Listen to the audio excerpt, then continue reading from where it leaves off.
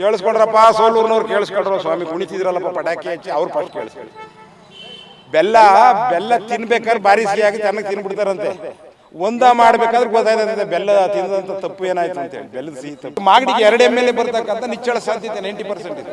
ದೇಶಭಕ್ತನಾದಂಥ ಗೋಡ್ಸೆ ದೇಶ ಇಬ್ಬಾಗ ಆಗ್ಲಿಕ್ಕೆ ಗಾಂಧಿ ಕಾರಣ ಅಂತೇಳಿ ಗುಂಡೊಡೆಯುವ ಕೊಲೆಗಾರನಾಗಿ ನಿಂತ್ಕೊತಾನೆ.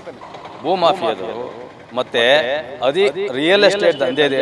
ಯಾರು ಅವ್ರಿಗೆ ಒಳ್ಳೆ ಒಂದು ದುಡ್ಡು ಆಯ್ತಾ ಇದೆ, ವರಮಾನ ಆಯ್ತಾ ಇದೆ, ಆ ನಿಟ್ಟಿನಲ್ಲಿ ಅಂಥವ್ರು ಮಾತ್ರ ಸಂಭ್ರಮಾಚರಣೆ ಮಾಡ್ತಾರೆ. ಬಿಟ್ರೆ ಅದು ಖಡಕ್ ಒಕ್ಕಲಿಗರ ಸಾಮ್ರಾಜ್ಯ. ಎಲ್ರಿಗೂ ಗೊತ್ತಿದೆ. ಒಕ್ಕಲಿಗರು ನೆಲಮಂಗಲದಲ್ಲಿ ನಿರ್ಣಾಯಕ 51% ಇದ್ದಾರೆ, ಗೊತ್ತಿದೆ ಎಲ್ರಿಗೂ. ಅಲ್ಲಿ ಇವತ್ತು ಜನರಲ್ನಲ್ಲಿ ಶ್ರೀನಿವಾಸ ಒಂದು JP ಹಾಕೋಕ್ಕಾಗುತ್ತಾ, TP ಹಾಕೋಕ್ಕಾಗ್ತದ?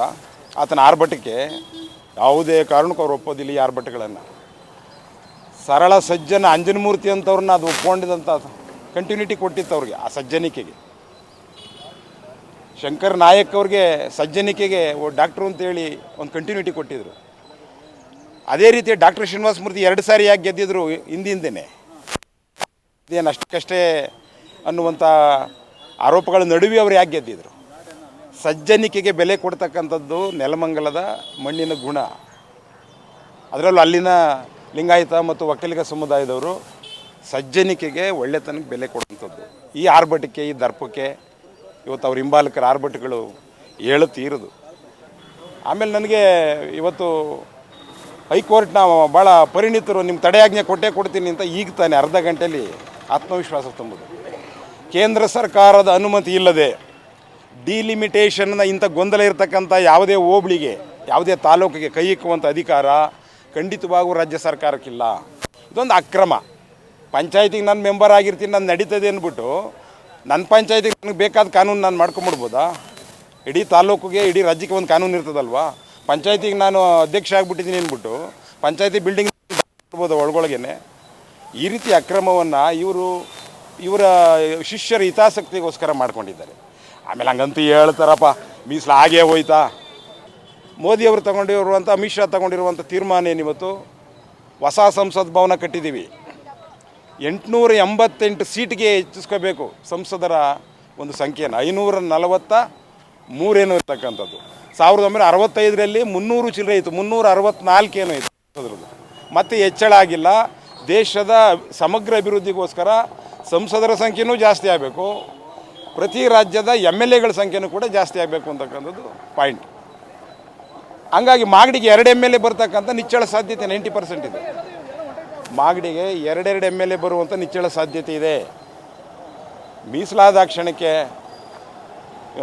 ಏನು ಸಾಮ್ರಾಜ್ಯ ಏನು ಮುಳುಗೋಗೋದಿಲ್ಲ. ಸಾಮಾಜಿಕ ನ್ಯಾಯ ಅದು ಆಗಲಿ ಬಿಡಿ, ಎಲ್ರಿಗೂ ಅವಕಾಶ ಸಿಗಲಿ, ಅದರಲ್ಲೇನಿದೆ. ಈಗ ಮೀಸಲಾತಿ ಬದಲಾವಣೆ ಒಂದು ಕಡೆ ಆದರೆ, ಸೋಲೂರನ್ನು ನೆಲಮಂಗಲಕ್ಕೆ ಅಂದರೆ ಜಿಲ್ಲೆಯನ್ನೇ ಪರ್ಯಟನೆ ಮಾಡ್ತಕ್ಕಂಥ ವಿಚಾರದಲ್ಲಿ ನಿಮ್ಮ ನಡೆ ಅಥವಾ ನಿಮ್ಮ ಅಭಿಪ್ರಾಯ?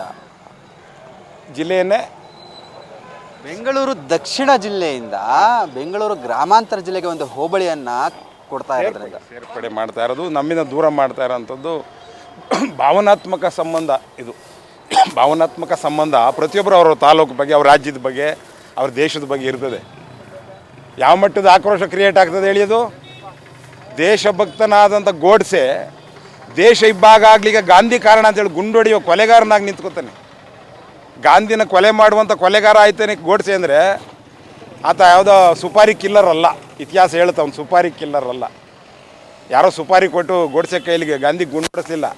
ಅವನು ಹೊಟ್ಟೆ ಉರಿಯಿತು, ಅವನ ಎದೆ ಬೆಂಕಿ ಆಯಿತು, ದೇಶ ಇಬ್ಬಾಗ ಆಯ್ತಲ್ಲ ಅಂತೇಳಿ. ಅವರವರ ನೆಲದ ಬಗ್ಗೆ ಅಂತ ಆಕ್ರೋಶ ಹುಟ್ಟುತ್ತದೆ ಸ್ವಾಮಿ.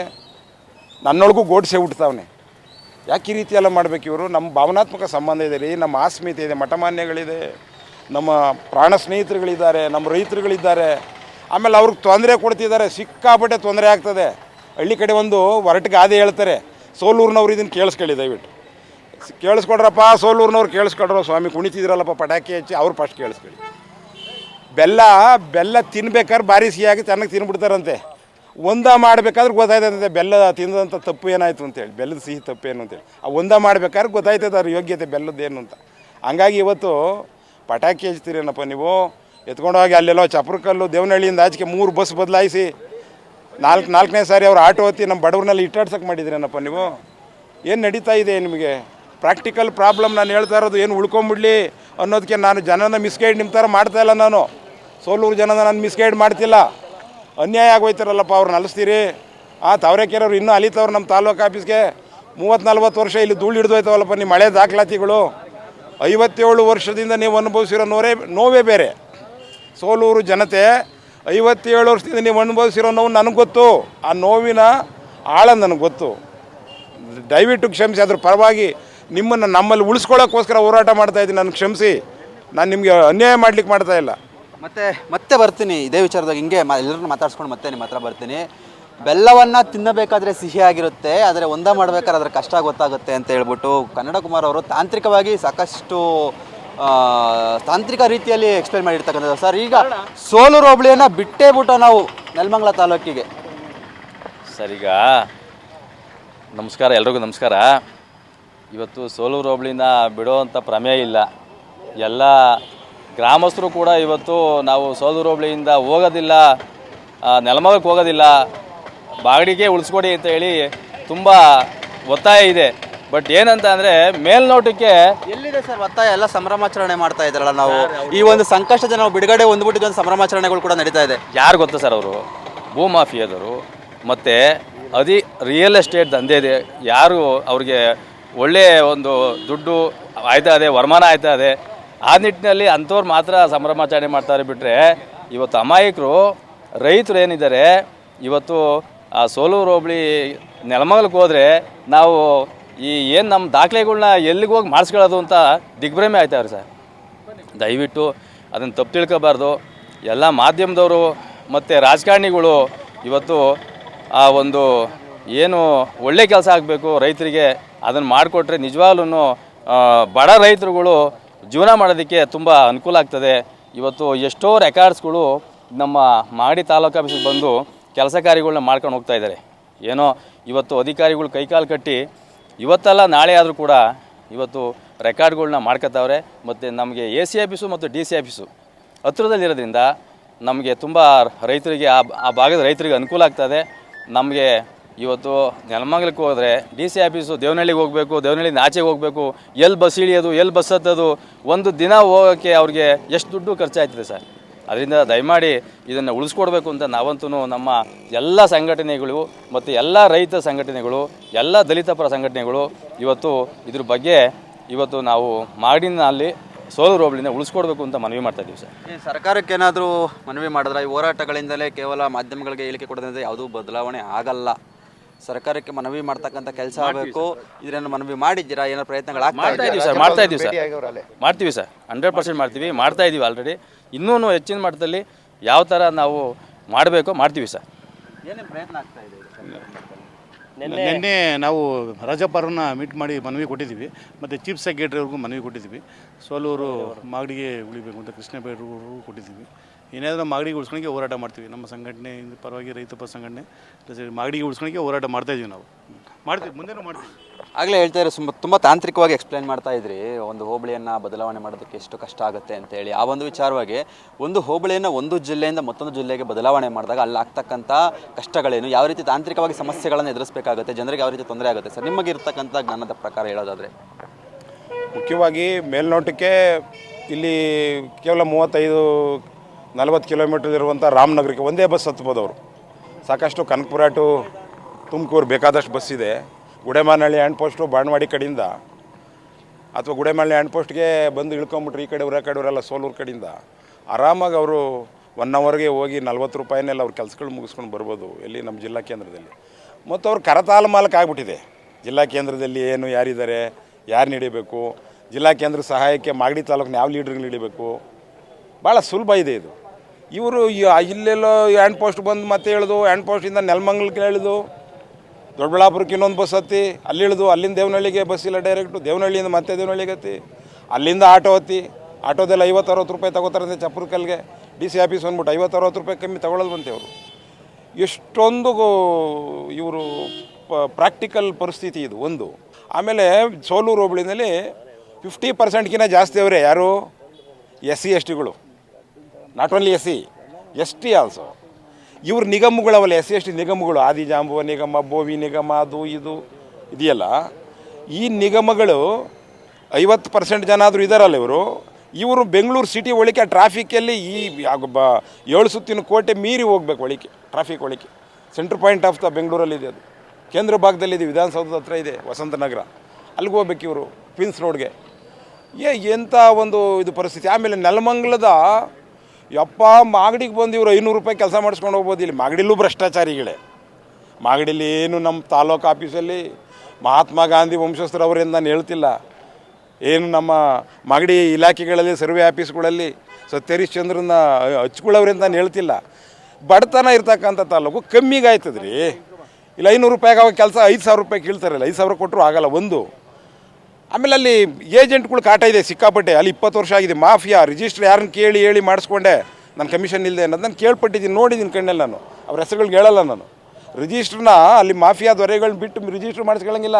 ಈಗ ಭ್ರಷ್ಟಾಚಾರ ಮಾಫಿಯಾ ಎಲ್ಲ ಒಂದು ಕಡೆ ಇರಲಿ ಸರ್, ದಾಖಲಾತಿಗಳ ವರ್ಗಾವಣೆ, ಭೂ ವರ್ಗಾವಣೆ, ಈ ವಿಚಾರಕ್ಕೆ ಸಂಬಂಧಪಟ್ಟಂಗೆ ತಾಂತ್ರಿಕವಾಗಿ ಏನೆಲ್ಲ ತೊಡಕುಗಳಿದ್ದಾವೆ. ಈಗ ಒಂದು ಜಿಲ್ಲೆಯಿಂದನೇ ಮತ್ತೊಂದು ಜಿಲ್ಲೆಗೆ ದಾಖಲಾತಿಗಳ ವರ್ಗಾವಣೆ ಮಾಡಬೇಕಾಗುತ್ತೆ, ಹಳೆ ಕಾಲದ ಪತ್ರಗಳನ್ನ ಇಲ್ಲಿಂದ ಅಲ್ಲಿಗೆ ವರ್ಗಾವಣೆ ಮಾಡಬೇಕಾಗುತ್ತೆ. ಈ ಸಂದರ್ಭದಲ್ಲಿ ಎಷ್ಟೋ ದಾಖಲಾತಿಗಳು ನಶಿಸಿ ಹೋಗ್ತಕ್ಕಂಥ ಸಾಧ್ಯತೆಗಳು ಕೂಡ ಇದೆ ಸರ್. ಹೌದು ತುಂಬ. ಈಗ ಅದಕ್ಕೆ ಸಾಕ್ಷೀಭೂತವಾಗಿ 40 ವರ್ಷ ಆದರೂ 45 ವರ್ಷ ಆದರೂ ತಾವರೆಕೆರೆಯವರು ಅನುಭವಿಸ್ತಿದ್ದಾರಲ್ಲ, 40-45 ವರ್ಷ ಅನುಭವಿಸ್ತಿದ್ದಾರಲ್ಲ. ಇವ್ರಿಗೆ ಸಡನ್ನಾಗಿ ಬೇಕು ದಾಖಲಾತಿ. ಈಗ ಸೋಲೂರು ಹೋಬಳಿ ಭಾಳ ಫಾಸ್ಟಾಗಿ ಅಭಿವೃದ್ಧಿ ಹೊಂದ್ತಾ ಇದೆ, ಸಾವಿರಾರು ಕೋಟಿ ಯೋಜನೆಗಳು ಬಂದಿರೋದ್ರಿಂದ ಭಾಳ ಫಾಸ್ಟಾಗಿ ಇವ್ರಿಗೆ ದಾಖಲಾತಿಗಳನ್ನ ಉಣಿಸ್ಕೊಬೇಕು. ಇವರು ಸಣ್ಣ ಪುಟ್ಟ ತುಂಡು ಜಮೀನವರೇ ಜಾಸ್ತಿ.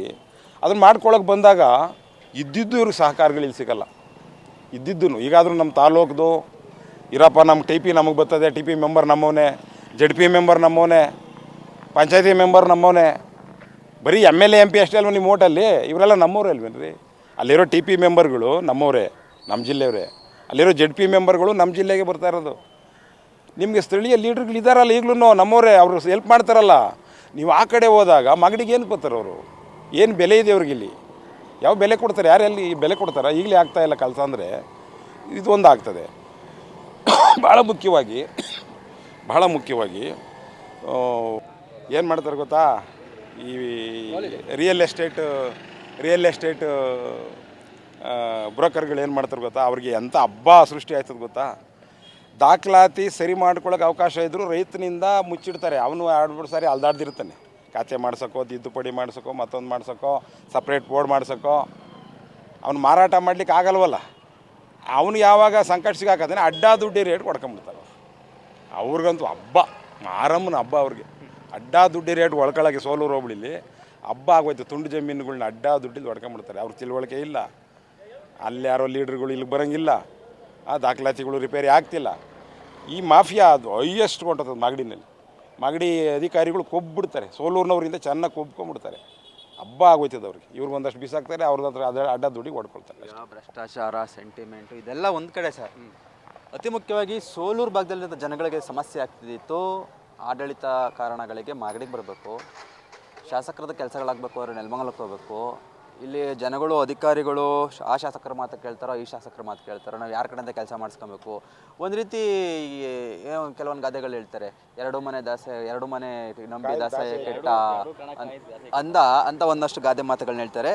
ಅದು ಗಾದೆ ಮಾತು ತಪ್ಪಾಗಲ್ಲ ಅಂತ ನಾನು ಅನ್ಕೊತೀನಿ. ಆದ್ರೆ ಆ ರೀತಿಯ ಪರಿಸ್ಥಿತಿ ಒಂದು ಸೋಲೂರು ಹೋಬಳಿಲಿ ಇರ್ತಕ್ಕಂಥ ಜನರ ಸಮಸ್ಯೆ. ಆ ಸಮಸ್ಯೆ ಇವತ್ತಿಗೆ ಪರಿಹಾರ ಕಾಣ್ತಾ ಇದ್ದೀರಾ? ಅದಕ್ಕೆ ಯಾಕೆ ವಿರೋಧ ಮಾಡ್ತಾ ಇದ್ದೀರಾ? ಸಾರ್ ಅದಲ್ಲ ಸಾರ್, ಉಗ್ರಲ್ಲಿ ಹೋಗುತ್ತಲ್ಲ. ಅತಿ ಬುದ್ಧಿ ಉಪಯೋಗಿಸಿರೋರು ಅವರು 57 ವರ್ಷದಿಂದ ಅವ್ರು ಅನುಭವಿಸಿರೋದು ನನಗೆ ಗೊತ್ತಿದೆ. ನನ್ನ ಮಗನಿಗೆ ಬೇಕು ಮಾಗಡಿ ತಾಲೂಕು ಅಂತ ಅವ್ರಿಗೆ ಕಿರಿಕಿರಿ ಆಗಿಬಿಟ್ಟಿದೆ. ಇಲ್ಲಿ ಈ ತಾಲೂಕಿನಾಳದಂಥ ಬೇವರ್ಸಿಗಳು ಇಂಥ ಪಕ್ಷದವನು ಅಂಥ ಪಕ್ಷದವನು ಅಂತ ಹೇಳಲ್ಲ. ಎಲ್ಲ ಬೇವರ್ಸಿಗಳು ಅವ್ರು ನೆಗ್ಲೆಕ್ಟು, ನಮಗೆ ನೋಟ್ ಹಾಕ್ತಾರೆ. ಅವರು ನೆಗ್ಲೆಕ್ಟು ನಮಗೆ ನೋಟ್. ಸಮಸ್ಯೆ ಖಂಡಿತ ಅದೇ ಸಮಸ್ಯೆ. ಆ ಹೋಬಳಿ ಜನಗಳಿಗೆ ಇವ್ರು ನನಗೆ ಓಟ್ ಹಾಕಲ್ಲ ಅಂತ ಇಲ್ಲಿನ ತಾಲೂಕಿನ ಅನುದಾನಗಳು, ಪಂಚಾಯತಿ RDPR ಅನುದಾನಗಳು ಯಾವುದು ಸರಿಯಾಗಿ ಹೋಗ್ತಾ ಇಲ್ಲ ಪಂಚಾಯತಿ ವ್ಯಾಪ್ತಿಗೆ. ಈ ಸಮಸ್ಯೆಯಿಂದ ತಪ್ಪಿಸ್ಕೊಳ್ಳೋದಕ್ಕೋಸ್ಕರ ಸೋಲೂರು ಹೋಬಳಿಯವರು ಕಿತ್ಕೊಂಡು ನೆಲಮಂಗಲಕ್ಕೆ ಹೋಗಿದ್ದಾರೆ. ಇದ್ರಲ್ಲಿ ತಪ್ಪೇನಿದೆ? ಯಾಕೆ ನೀವು ಹೋರಾಟ ಮಾಡ್ತಾ ಇದ್ದೀರಾ? ಅಲ್ಲೇ ಇರೋದು ಪಾಯಿಂಟು. ಇಷ್ಟು ದಿನ ನೀವು ಅನುಭವಿಸಿದ್ದು ನೋವಿತ್ತಲ್ಲಪ್ಪ. ಬಾಂಡ್ಲಿ ಬೆಂಕಿಗೆ ಹೆಂಗೆ ಬೀಳ್ತೀರಿ ಅಂತ ನಾನು ಹೇಳ್ತಾ ಇದ್ದೀನಲ್ಲ. ಉಗ್ರಲ್ಲಿ ಹೋಗುತ್ತಲ್ಲ. ಏನು ಅಂಬೇಡ್ಕರ್ ಯಾರು ನಮ್ಮ ಸಂವಿಧಾನ ಬರೆದಂಥ ನಮ್ಮ ಸಾಹೇಬರು ಬಂದು ನಿಮ್ಮನ್ನು ಮಾಗಡಿ ಬಿಟ್ಟು ನೆಲಗೂ ಸೇರ್ಸೋಕ್ಕೆ ಅವಕಾಶ ಇಲ್ವಲ್ಲ. ಮುಗಿದೋಯ್ತಲ್ಲ ಕತೆ. ಇಷ್ಟು ವರ್ಷದ ನಿಮ್ಮ ಅಜ್ಞಾತವಾಸಕ್ಕೆ ಮುಕ್ತಿ ಸಿಗ್ತಾದಲ್ಲ. ಬೇರೆ ಚಾನ್ಸಿಗೆ ನನ್ನ ಹತ್ರ ವಾದ ಮಾಡಿ ಬಹಿರಂಗವಾಗಿ. ಈಗ ನೆಲಮಂಗ್ಲಕ್ಕೆ ಸೇರ್ಸೋಕ್ಕಾಗಲ್ಲ, ಅದು ಬೇರೆ ಜಿಲ್ಲೆ. ಸಾರಿ ನಮ್ಮ ಜಿಲ್ಲೆಲಿತ್ತು ಸೇರಿಸಿದ್ರಿ, ಅದರಿಂದೇ ಸಾರಿ ನೆಲಮಂಗ್ಲ ನಮ್ಮದೇ ಜಿಲ್ಲೆ ಇತ್ತು ಸೇರಿಸಿದ್ರಿ. ಮೊದಲನೇ ಸಾರಿ ಸೇರಿಸಿದಾಗ ಬೆಂಗಳೂರು ಒಟ್ಟು ಜಿಲ್ಲೆ ಇತ್ತು, ಎರಡನೇ ಸಾರಿ ಇದನ್ನು ನಗರ ಜಿಲ್ಲೆ ಗ್ರಾಮಾಂತರ ಜಿಲ್ಲೆ ಆಗಿತ್ತು. ಅವಾಗೂ ನಮ್ಮ ಅಕ್ಕಪಕ್ಕದ ತಾಲೂಕೆ ಆಗಿತ್ತು, ನಮ್ಮದೇ ಜಿಲ್ಲೆಯ ಒಂದು ಭಾಗ ಆಗಿತ್ತು, ಸೇರಿಸಿದ್ರಿ. ಈಗ ಸೇರಿಸಿ ನೋಡೋಣ, ನೆಲಮಂಗ್ಲ ಸೇರಿಸ್ತೀರಾ? ಅದೊಂದಕ್ಕೆ ಬಾರ್ಡರ್ ಟಚ್ ಇರೋದು, ಆಗಲ್ಲ ಬೇರೆ ಜಿಲ್ಲೆ. ತಿಪ್ಪುನಹಳ್ಳಿ ಕಡೆಗೆ ಇದು ಬೆಂಗಳೂರು ದಕ್ಷಿಣ ತಾಲೂಕಿಗಿದೆ ಇದ್ರ ಬಾರ್ಡ್ರು, ಸೇರಿಸಿ ನೋಡೋಣ ಹೆಂಗೆ ಸೇರಿಸ್ತೀರಿ? ಅಂಬೇಡ್ಕರ್ ಬಂದುಬಿಟ್ರು ಸಾಧ್ಯವಿಲ್ವಲ್ಲ, ಅದು ಬೇರೆ ಜಿಲ್ಲೆ, ನಗರ ಜಿಲ್ಲೆ. ಅದು ತುಮಕೂರಿಗಂತೂ ಟಚ್ಚೇ ಇಲ್ಲ. ನೀವು ಚಾಲೆಂಜ್ ಮಾಡ್ತಾ ಇದ್ದೀರಾ?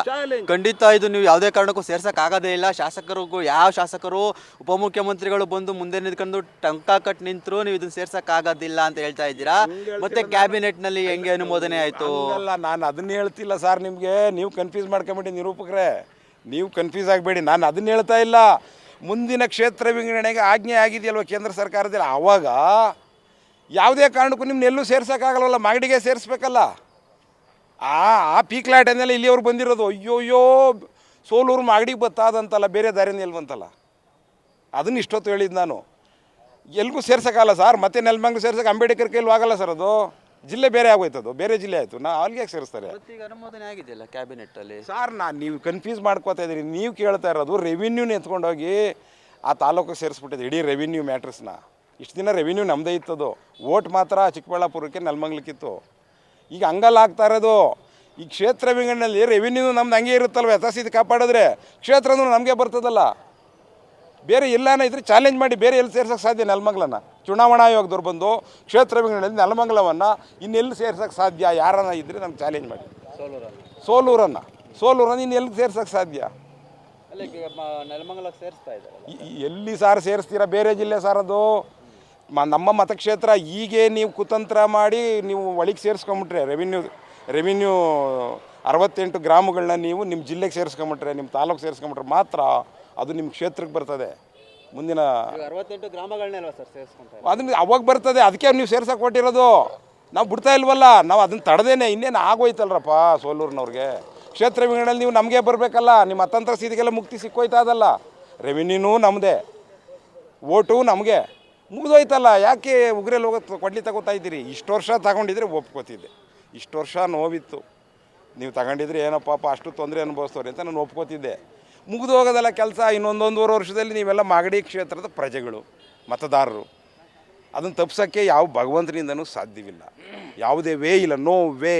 ಯಾಕಂದ್ರೆ ನಿಮಗಿರೋದು ಬೆಂಗಳೂರು ಎಂಥ ಜಿಲ್ಲೆ? ಅದು ಗ್ರಾಮಾಂತರ ಜಿಲ್ಲೆ ಅಥವಾ ಉತ್ತರ ಜಿಲ್ಲೆ ಅಂತ ಹೆಸರಿಡ್ತಾರಲ್ಲ, ಅದ್ರ ಟಚ್ ಇರೋದು ನಿಮಗೆ. ಅಲ್ಲಿ ಸೇರಿಸ್ಲಿಕ್ಕೆ ಬರಲ್ಲ. ಚುನಾವಣಾ ಆಯೋಗಕ್ಕೆ ಅಧಿಕಾರ ಇಲ್ಲ. ಆಯಾ ಜಿಲ್ಲೆ ಒಬ್ಬಳಿ ಆಯಾ ಜಿಲ್ಲೆಗೆ ಸೇರಿಸ್ಬೇಕು. ಓಲಿ ನಿಮ್ಮ ಎತ್ಕೊಂಡೋಗ್ರ ಚನ್ನಪಟ್ಟಣಕ್ಕೆ ಹಾಕೋಕ್ಕೆ ಬಾರ್ಡ್ರಲ್ಲಿಲ್ಲ ನೀವು. ರೆವಿನ್ಯೂನೇ ಎತ್ಕೊಂಡು ಹೋಗಿದಾರಲ್ಲ ಅಂತ. ರೆವಿನ್ಯೂನ ಹೆಂಗೆ ಸರ್ ಎತ್ಕೊಂಡು ಹೊಟ್ಟೋದ್ರಿ? ಇವ್ರು ಯಾರು ಸರ್? ಇವರು ಕೇಂದ್ರ ಸರ್ಕಾರದ ಅನುಮತಿ ಇಲ್ಲದೆ ಡಿಲಿಮಿಟೇಷನ್ನ ಮುಟ್ಲಿಕ್ಕೆ ಇವ್ರು ಯಾರು? ಅದನ್ನು ಕೋರ್ಟ್ನಲ್ಲಿ ಪ್ರಶ್ನೆ ಮಾಡ್ತೀವಿ. ಇಷ್ಟೇ ತತ್ತಾ ಇದ್ದೀವಲ್ಲ.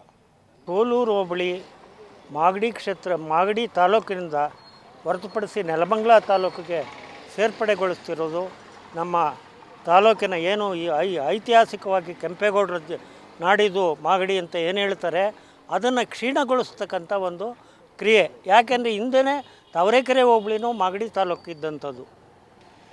ಅದು ಬೆಂಗಳೂರು ಸಿಟಿ ಜಿಲ್ಲೆಗೆ ಹೋದಾಗ ನಮ್ಮಿಂದ ಆಚೆಗೆ ಹೋಯಿತು. ಅನಂತರ ಈಗ ಸೋಲೂರಿನೂ ಹೋಗ್ಬಿಟ್ರೆ ಮಾಗಡಿ ಇನ್ನೆಲ್ಲಿ ಉಳಿತದೆ ಅಂತಲೇ ಅರ್ಥ ಆಗಲ್ಲ ನಮಗೆ. ತಾಲೂಕು ಎಲ್ಲಿದೆ ಅಂತಲೇ ಗೊತ್ತಾಗ್ತದೆ ಅಂಥ ಒಂದು ತಾಲೂಕಿನ ಸ್ಥಿತಿ ಆಗ್ಬೋದು.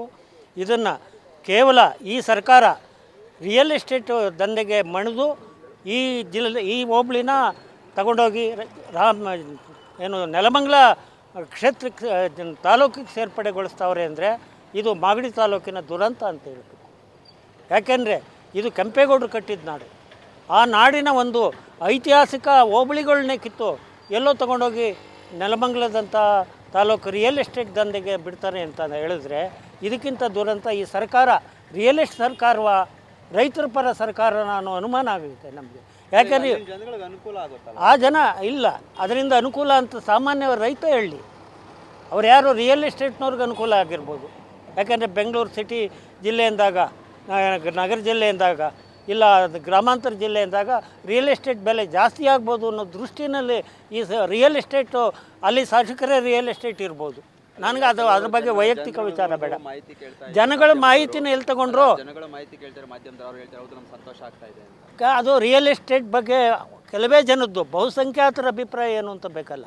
ಬಹುಸಂಖ್ಯಾತ ಆ ಹೋಬಳಿನಲ್ಲಿ ರೈತರು ಮತ್ತು ಸಾಮಾನ್ಯ ರೈತರದ್ದು ಅಭಿಪ್ರಾಯಗಳೇನು ಅಂತ ಕೇಳಬೇಕು. ಅದು ಬಿಟ್ಬಿಟ್ಟು ನಾನು ಬೆಳಗ್ಗೆ ಎದ್ರೆ ಅಲ್ಲಿ ಲ್ಯಾಂಡ್ ವ್ಯವಹಾರ ಮಾಡ್ತೀನಿ, ಇನ್ನೊಂದು ಮಾಡ್ತೀನಿ, ನೀವು ಅವರ ಅಭಿಪ್ರಾಯ ಕೇಳಿಬಿಟ್ಟು ಜನಾಭಿಪ್ರಾಯನೇ ಪೂರ್ಣ ಅದು ಇದೆ ಅಂತ ಹೇಳೋದಾದರೆ, ನಾವು ರೈತರ ಅಭಿಪ್ರಾಯ ಏನಿದೆ ಅಲ್ಲಿ, ಏನು ವ್ಯವಸಾಯ ಮಾಡೋ ವರ್ಗದ್ದೇನು ಅಭಿಪ್ರಾಯ ಇದೆ? ಯಾಕೆಂದರೆ ಇದು ನೆಲಮಂಗಲ ತಾಲೂಕು ಇವತ್ತು ಈಗಲೇ ಆ ಒಂದು ಸಿಟಿಗೆ ಟ್ರಾಫಿಕ್ ಜಾಮ್ ಆಗಿ ಕೂತಿದೆ. ಸಾಮಾನ್ಯ ರೈತ ಹೋಗಿ ಇಲ್ಲಿ ನಮ್ಮ ಮಾಗಡಿನಲ್ಲೇ ಎಷ್ಟೋ ತೊಂದರೆ. ಸಾಮಾನ್ಯ ನಾವು ತಾಲೂಕು ಆಫೀಸಿಗೆ ಬಂದು ಕೆಲವು ಕೆಲಸ ಮಾಡಿಸ್ಕೋಬೇಕಾದ್ರೆ ಅಲ್ಲಿ ಇನ್ನೆಲ್ಲಿ ಸಾಧ್ಯ ಇದೆ? ರೈತರಿಗೆ ಅನಾನುಕೂಲ ಆಗುವಂಥ ಒಂದು ಕೆಲಸ ನಡೆದಿದೆ. ಆದ್ದರಿಂದ ಈ ಸರ್ಕಾರ ಮರುಪರಿಶೀಲನೆ ಮಾಡಿ ಏನು ಇವತ್ತು ಆ ಹೋಬಳಿನ ನೆಲಮಂಗಲಕ್ಕೆ ಸೇರಿಸಿ ಮಾಗಡಿಯಿಂದ ಕಿತ್ತು ನೆಲಮಂಗಲಕ್ಕೆ ಸೇರ್ಸೋಕೆ ಕೊಟ್ಟಿದ್ದಾರೆ, ಅದು ಅವೈಜ್ಞಾನಿಕ ನಿರ್ಣಯ ಅಂತ ನನ್ನ ಒಂದು ಲೆಕ್ಕ. ಅವೈಜ್ಞಾನಿಕವಾಗಿ ಮಾಡ್ತಿರೋ ಕೆಲಸ ಈ ಸರ್ಕಾರ ಅವೈಜ್ಞಾನಿಕವಾಗಿ ಕೆಲವು ನಿಲುವುಗಳನ್ನು ತಗೊತಿರೋದ್ರ ಬಗ್ಗೆ ನಾನು ಖಂಡಿಸಿ ಇದನ್ನು ಮಾತಾಡ್ತೀನಿ. ಯಾಕೆಂದರೆ ಇಲ್ಲಿ ನಮ್ಮ ಶಾಸಕರು ಅದು ಯಾಕೆ ಏನು ಧ್ವನಿನೇ ಕೊಡಲಿಲ್ವಾ ನನಗೆ ಡೌಟ್ ಆಗ್ತಿರೋದಲ್ಲಿ. ಯಾಕೆಂದರೆ ಇವರು ಅದನ್ನು ಸಾಮಾನ್ಯ ರೈತರ ಒಂದು ಅಭಿಪ್ರಾಯ ತಗೊಳ್ಳಿ ಅಂತ ಕೇಳ್ಬೋದಿತ್ತು ಸರ್ಕಾರ. ಅದೇ ಸರ್ಕಾರದಲ್ಲಿ ಇವರು ಶಾಸಕರು, ಯಾವ ಸರ್ಕಾರದಲ್ಲಿ ಪವರ್ಫುಲ್ ಶಾಸಕರಾದ್ರಿಂದ ಆ ವಿಚಾರವಾಗಿ ಇವರು ನಮ್ಮಿಂದ ಹೋಗೋದನ್ನು ತೆಪ್ಪಿಸೋವಂಥ ಅವಕಾಶ ಇತ್ತಲ್ಲ, ಯಾಕೆ ತೆಪ್ಪಿಸ್ಲಿಲ್ಲ ಅಂತಲೂ ನನಗೆ ಎಲ್ಲೋ ಒಂದು ಅನುಮಾನಕ್ಕೆ ಕಾರಣವೂ ಇದೆ. ಯಾಕೆ ಇದ್ರ ಬಗ್ಗೆ ಮಾತಾಡಲಿಲ್ಲ, ಇದ್ರ ಬಗ್ಗೆ ಯಾಕೆ ಚಕಾರ ಎತ್ತಿಲ್ಲ ಅಂತ. ಯಾಕೆಂದರೆ ಮಾಗಡಿ ಕ್ಷೇತ್ರ ಭಾಳ ಚಿಕ್ಕದೆ. ಹಿಂದೆ ತವರೆಕೆರೆ ಹೋದಾಗಲೇ ಚಿಕ್ಕ ತಾಲೂಕಾಗಿ ರೂಪುಗೊಳ್ತು. ಇನ್ನು ಇದು ಸೋಲೂರು ಹೋಗ್ಬಿಟ್ರೆ ಇನ್ನು ತಾಲೂಕಿನ ಇದು ಎಷ್ಟು ಬರ್ತದೆ? ಒಂದು ಜಿಲ್ಲಾ ಪಂಚಾಯತ್ ಹೋಯಿತು, ತಾಲೂಕ್ ಪಂಚಾಯತಿ ಸದಸ್ಯರುಗಳು ಹೋದರು.